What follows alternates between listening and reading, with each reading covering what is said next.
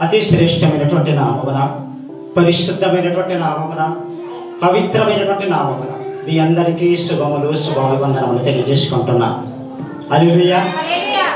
చాలా సంతోషం. మరి పునరుత్థానము ఉద్దేశించి మరి చక్కటి సందేశాన్ని ఇచ్చారు దేవుని దాసుడు. అయితే ఇది నాన్న యేసుక్రీస్తు ప్రభువారు తిరిగి లేచిన దినంగా, అది పరిశుద్ధ దినంగా, పవిత్ర దినంగా, ఇది మహాదినంగా మనమందరికి కూడా మరి జరిపించుకోవటానికి దేవుడు చూపిన తన మహాకృపను బట్టి మరి దేవాది దేవునికి ఎంతగానో స్తుతులు స్తోత్రాలు చెల్లిస్తూ ఉంటున్నాను. అనేక మంది ఈస్టర్ దినముల గురించి అనేకమైన అభిప్రాయాలు కలిగి ఉంటున్నారు. కొంతమంది ఈస్టర్ ఎందుకు జరిపించుకోవాలి అనేటువంటి భావన కూడా కలిగి ఉన్నారు. ఈస్టర్ అనే పదము మనకు పరిశుద్ధ గ్రంథములో లేదు కనుక అది మనం జరిపించుకోకూడదు అని అనేక మంది అనుకుంటున్నారు. ఈస్టర్ అనేది వెలుగు దేవతకు పెట్టబడేటువంటి పేరు. ఈస్టర్ అనేది పూర్వ దినాల్లో వెలుగు దేవతకు పెట్టబడే పేరు ఈస్టర్. ఆ దినాన్న వారు ఏం చేసుకునేవారు అంటే కుందేలు, తర్వాత గుడ్డును పూజించేవారు. ఏం చేసేవారు? గుడ్డును పూజించేవారు. దానిని ఎగ్ ఈస్టర్ అని కూడా పిలుస్తారు. అయితే గుడ్డుని ఎందుకు పూజించేవారంటే జన్మనిచ్చేది కనుక వరుగుడ్డును పూజించడానికి, ఉత్పత్తి చేసేది కనుక వరుగుడ్డును పూజించేవారు. అయితే పరిశుద్ధ గ్రంథంలో మనకి తెలుగు బైబిల్లో ఈస్టర్ అనే పదము లేకపోయినా కానీ అపొస్తలుల కార్యమున చదవలేదు కానీ 12వ అధ్యాయము 4వ వచనంలో చూస్తే అక్కడ పస్కా పండగ అయిపోయిన తర్వాత యేసు ప్రభును ప్రజల మధ్య పట్టుకొని ప్రజల దగ్గరికి తీసుకుని రావాలి అనేటువంటి మాటను మనం చూస్తాం. అయితే ఈస్టర్ ఏంటిదాకా చాలా మంది ఈస్టర్ అంటారు. ఈస్టర్ అంటే చరిత్ర. ఈస్టర్ అంటే ఏంటంటే దాటిపోవుట అని అర్థం. ఈస్టర్ అంటే అర్థం ఏంటిది? దాటిపోవుట అని అర్థం. అయితే తెలుగు బైబిల్లో దానికి ఏమని వ్రాయబడింది అంటే పస్కా అని వ్రాయబడి ఉంది. ఏమని వ్రాయబడింది? పస్కా. అంటే పస్కా అన్న కూడా దాటిపోవటం. పస్కా అంటే అర్థం ఏంటిది? దాటిపోవటం. కేజీవే బైబిల్లో దానిని ఏమని వ్రాయబడి ఉందంటే ఈస్టర్ అనే పదాన్ని ఉపయోగించారు.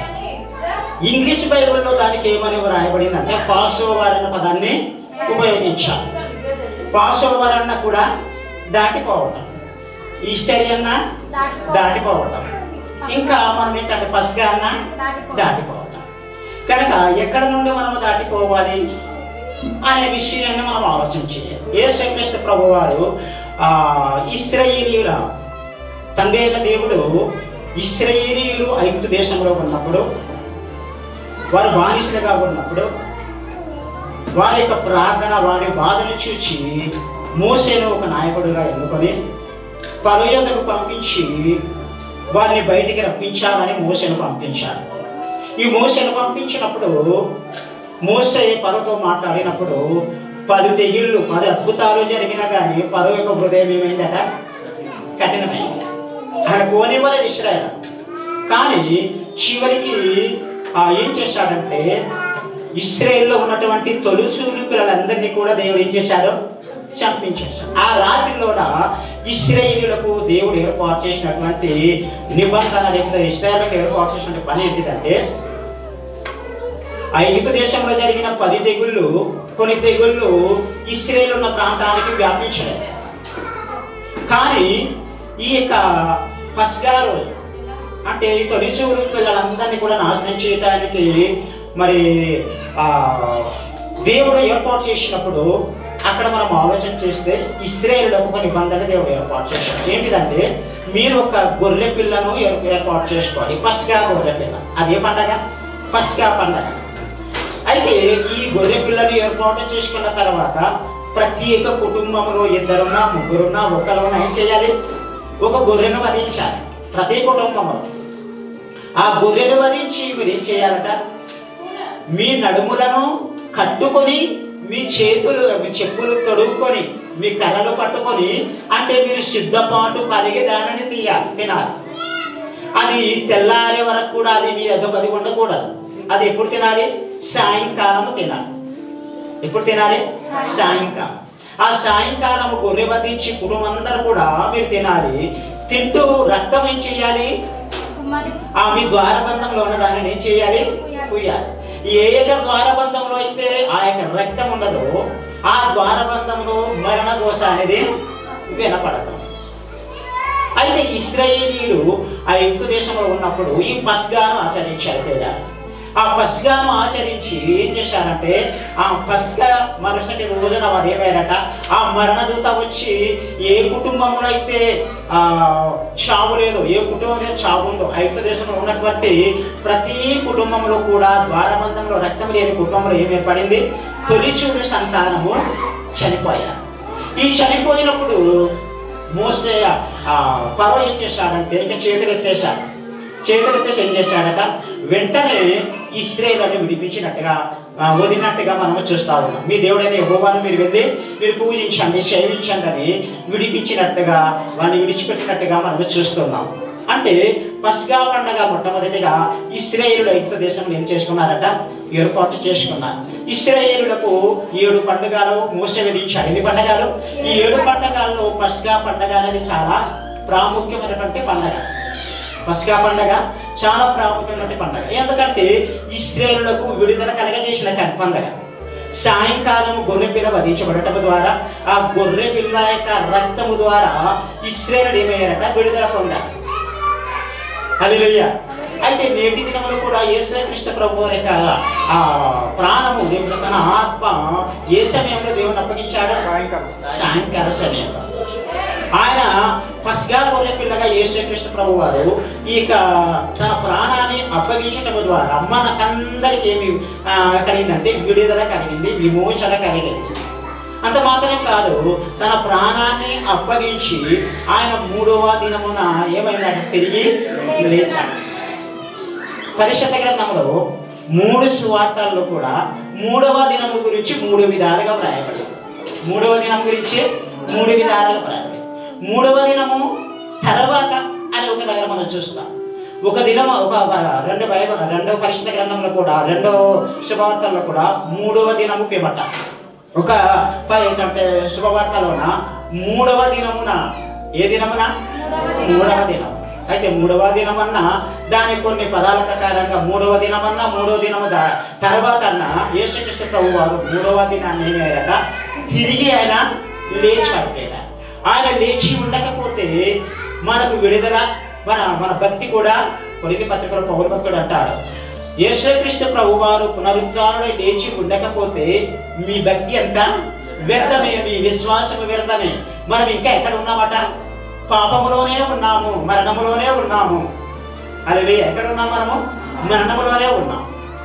అందువలన యేసుక్రీస్తు ప్రభు తిరిగి లేచాడే గనక మరణము మనపై ప్రభుత్వం అనేది లేదు, మరణానికి మన మీద విజయము లేదు. అందుకనే ఓ మరణమా నీ ముళ్ళెక్కడ? ఓ మరణమా నీ విజయం ఎక్కడ? మరణము ముళ్ళుడు దేవుడు ఏం చేశాడట? విరిచివేశాడు. మరణము ముళ్ళుడు దేవుడు విరిచివేసి మరణాన్ని జయించి ఆయన తిరిగి లేచాడు కనుక మనపై మరణానికి ఏం లేదట? అధికారము లేదు. ఏ మరణము?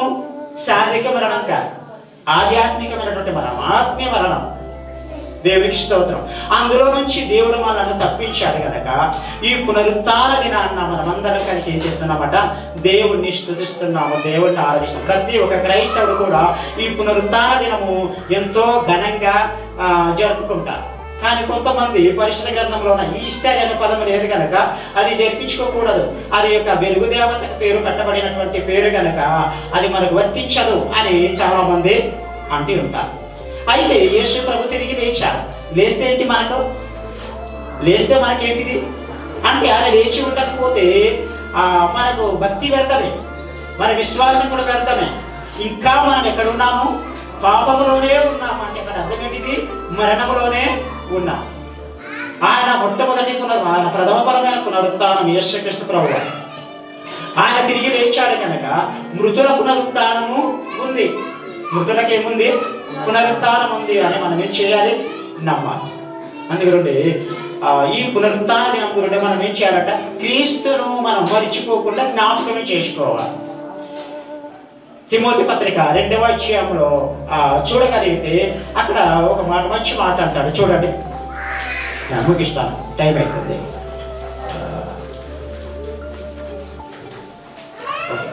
కొద్ది నిమిషాలు ముగింపులో ఉన్నాము, సమయం లేదు కనుక క్లుప్తంగా 2వ అధ్యాయం 8వ వచనం. 2 తిమోతి రాసిన పత్రిక 2వ అధ్యాయం 8వ వచనం.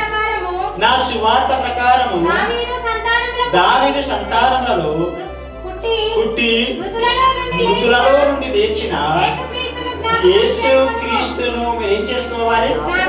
జ్ఞాపకం చేసుకోవాలి. ఎందుకు జ్ఞాపకం చేసుకోవాలి యేసుక్రీస్తు ప్రభు అని అంటున్నారంటే, అనేక సందర్భంలో మనము మన కష్టాల్లో, నష్టాల్లో, సమస్యల్లో, బాధల్లో, దుఃఖాల్లో కూడా ఎక్కువ శాతం మనము దేవుణ్ణి మరిచిపోయే అవకాశం ఉంది. ఏముంది? మరిచిపోయే అవకాశం ఉంది. యేసుక్రీస్తు ప్రభు వారు 3.5 పరిచర్య చేసిన కాలంలోన తన శిష్యులకు అనేక సందర్భాల్లో మనిషి కుమారుడు పాపుల చేతికి అప్పగింపబడతారు. వారు అనేకమైన కష్టాలు, నష్టాలు పడి తనకి ఏం చేస్తారంటే అవమానించి తనకి శిలువ వేసి చంపుతారు. కానీ ఆయన 3వ దినమున లేచుట అగత్యము, ఆయన 3వ దినాన తిరిగి లెగుస్తాడు అని యేసుక్రీస్తు ప్రభు వారు అనేక సందర్భాల్లో తన శిష్యులకు ఆయన తెలియజేసినట్లుగా లేఖన భాగంలో మనము చూస్తూ ఉంటాం. హల్లెలూయా. అయితే యేసుక్రీస్తు ప్రభు వారు తిరిగి లేస్తానన్న మాటలు ఆయన మరణంలో అప్పగింపబడక ముందు కూడా తన శిష్యులకు తెలియజేస్తూనే ఉన్నారు. కానీ శిష్యులందరూ ఏం చేశారట? యేసుక్రీస్తు ప్రభు శిలువలో ఎక్కగానే తన మరణ పునరుత్థానము గురించి వారు మరిచిపోయారు. ఏం చేశారట? మరిచిపోయారు. హల్లెలూయా. ఒక విషయం వారు మరిచిపోయారు కనుక మనం ప్రతి విషయంలో కూడా ఎల్లప్పుడూ కూడా దేవుణ్ణి మనం ఏం చేయాలట? ఇప్పుడు మనము జ్ఞాపకంలో ఉండాలి, మన మనసులో ఉండాలి, మన ఆలోచనలో ఉండాలి, మన పనుల్లో కూడా యేసుక్రీస్తుని మనం ఏం చేసుకోవాలి? జ్ఞాపకం చేసుకోవాలి. వారికి మేత దొరకగా వారు తిని వారికి ఏం చేశారట? దేవుణ్ణి మర్చిపోయారట. వారికి మేత దొరకగా వారు తిని ఏం చేశారట? ఇశ్రాయేలులు దేవుణ్ణి మర్చిపోయారట. హల్లెలూయా. అంటే మనకు సకల సౌభాగ్యము ఉండటం కూడా ప్రమాదకరమే అనే దేవుని యొక్క మాటల్లో మనం చూస్తాం. హల్లెలూయా. హల్లెలూయా. అంటే దేవుణ్ణి మనం మర్చిపోతాం. అందుకునే కదా మన చదవనవసరంలో 2వ కాండంలో 6వ అధ్యాయంలో మాట అంటాడు, మీరు నింపని మంచి ద్రవ్యముల చేత నింపబడిన ఇళ్లను కట్టకపోయినా, కట్టబడిన గృహలు నాటబడిన ఒలివ తోటలను, ద్రాక్ష తోటలను మీకు ఇచ్చిన తర్వాత మీరు తిని తృప్తి పొంది దాసుల గృహమైన ఐగుప్తు దేశంలో రప్పించిన యెహోవాను మరవకుండా మీరేం కావాలి? జాగ్రత్త పడాలి. హల్లెలూయా. యేసు ప్రభు తిరిగి లేచాడు నా సువార్త ప్రకారం. ఎవరి సువార్త ప్రకారము? దేవుని సువార్త ప్రకారము ఆయన తిరిగి లేచాడు గనక, ఈ లోకంలో పుట్టి చనిపోయి తిరిగి లేచాడు కనుక ఆయన మనం జ్ఞాపకం చేసుకోవాలి. ఆ సువార్త ద్వారా మనకి ఏం దొరికింది? రక్షణ దొరికింది. ఏం దొరికింది? ఆయన సువార్త ద్వారా మనకు రక్షణ దొరికింది అనే విషయాన్ని మనం మర్చిపోకూడదు. 1 కొరింథీ 15:1-4 చూడమ్మా. 1 కొరింథీ 15వ అధ్యాయం లేఖనముల ప్రకారము 1 కొరింథీ 15వ అధ్యాయము 1-4 వచనాల వరకు. మరియు సహోదరులారా, నేను మీకు ప్రకటించిన సువార్తను మీకు తెలియపరచుచున్నాను. మీరు దానిని అంగీకరించితిరి, దాని యందే నిలిచి ఉన్నారు. మీ విశ్వాసము వ్యర్థమైతేనే గాని నేను ఏ ఉపదేశ రూపముగా సువార్త మీకు ప్రకటించితినో ఆ ఉపదేశమును మీరు గట్టిగా పట్టుకున్నారు. 1వ వచనంలోన మనం చూస్తే, నేను ఏ ఉపదేశానుసారముగా సువార్త మీకు ప్రకటించితినో ఆ ఉపదేశమును మీరు గట్టిగా చేపట్టుకొని ఉన్న ఎడల ఆ సువార్త వలననే ఏమైనట? మీరు రక్షణ పొందిన వారే ఉంటారు. ఏ సువార్త వలన? దావీదు సంతానము పుట్టి మృతులలో నుండి యేసుక్రీస్తు ఎందుకు వచ్చాడట? నా సువార్త ప్రకారం. ఎవరి సువార్త ప్రకారంగా? దేవుని యొక్క సువార్త ప్రకారంగా దావీదు సంతానములు పుట్టి ఆయన మృతులలో నుండి తిరిగి లేచాడు కనుక ఆ సువార్తను మనం ఎప్పుడు మర్చిపోకుండా జ్ఞాపకం ఉంచుకోవాలి. క్రీస్తుని యేసుక్రీస్తు ప్రభు ఏమేమినాడట? ఆయన సువార్త. యేసుక్రీస్తు ప్రభు ఏమేమినాడు? ఆయన సువార్త. సువార్త అంటే ఏంటిది? శుభవార్త. శుభవార్త అంటే ఏంటి? మంచి వార్త. ఏంటా మంచి వార్త? యేసుక్రీస్తు ప్రభు వారికి జననము, ఆయన జీవితము, ఆయన మరణము, ఆయన పునరుత్థానమే, ఆయన ఆరోహణమే సువార్త. హల్లెలూయా. ఆయన ఎందుకు పుట్టాడు, ఎలా జీవించాడు, ఎందుకు చనిపోయాడు, ఎందుకు తిరిగి లేచాడు అనేది సువార్త. సువార్త అంటే ఏదో మన ఊపల కాదు. యేసు ప్రభు లోకానికి వచ్చాడు. ఎందుకు వచ్చాడంటే మన కోసం వచ్చాడు, మన స్థానం నిలవటానికి వచ్చాడు, మన కోసం తన ప్రాణాన్ని దారిపోవడానికి వచ్చాడు. ఆయన తిరిగి లేచాడు. ఎందుకు లేచాడంటే మనలో ఆత్మీయ మరణం నుండి మనల్ని తప్పించడానికి ఆయన తిరిగి లేచాడు అన్నదే సువార్త. అందుగుండి నా సువార్త ప్రకారం దావీదు సంతానంలో పుట్టి మృతులలో నుండి లేచిన యేసుక్రీస్తును మీరు మరవకుండా ఏం కావాలట? జాగ్రత్త పడాలి. ఎప్పుడు మనం జ్ఞాపకం చేసుకోవాలి.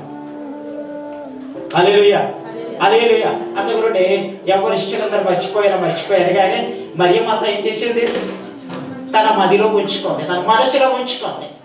అందుగుంటే సుగంధ ద్రవ్యములు పట్టుకొని చాలా తెందరగాడ చీకటి ఉండగానే ఎక్కడికి వెళ్ళిందట? అందుగుండి ఆ ఆశ కలిగి ఉండటం ద్వారా, జ్ఞాపకము కలిగి ఉండటం ద్వారా యేసుక్రీస్తు ప్రభువారు తిరిగి లేచినటువంటి సువార్తమానం, యేసుక్రీస్తు ప్రభు తిరిగి లేచిన సువార్త మొట్టమొదటిగా ప్రకటించిన ధన్యత ఎవరికి దొరికింది? మరియకు దొరికింది. ఆయన లేచాడు, సమాధి నుండి ఆయన తిరిగి లేచాడనే సువార్తమానం అందించింది. ఆ ధన్యత మనకు కూడా కావాలని ఈ పునరుత్థాన దినాన్న మనం ఏం కావాలంటే సిద్ధపడాలి. హల్లెలూయా, హల్లెలూయా. శిష్యులందరూ మర్చిపోయారు కానీ మరియ మాత్రం తన జ్ఞాపకంలో ఉంచుకుంది. మరి చాలా విషయాలు ఉన్నాయి కదా మనకు సమయం చెప్పారా? ఈ పునరుత్థాన దినం, అందుకని పునరుత్థానం అనేది ఏంటంట? ఆయన చనిపోతే తిరిగి లేవటం. దేనికి సూచన అంటే బాప్తిసానికి కూడా సూచన. దేనికి సూచన? బాప్తిసం అంటే ఇదేంటి? పాపము ద్వారా మనం అందరం చనిపోతున్నాము. తిరిగి లేవటం అంటే నీతి విషయంలో మరలా తిరిగి మనము బ్రతుకుతున్నాము. ఇది ఆ పునరుత్థానం, యేసుక్రీస్తు ప్రభు వారు మరణ పునరుత్థానము, అది బాప్తిసానికి సూచన. అందుగుండి మొన్నటి దినాన్న 7వ పాట ధ్యాన కార్యక్రమం ఏంటిదట? నమ్మి బాప్తిసం పొందినవాడు రక్షింపబడు. నమ్మాలి, బాప్తిసం పొందాలి. అంటే మన పాప జీవితాలన్నీ పాతి పెట్టాలి, మరలా నీతి విషయంలో మనం తిరిగి లేవటానికి సూచన. ఈ మాట దేవుడికి ఆశీర్వదించును గాక.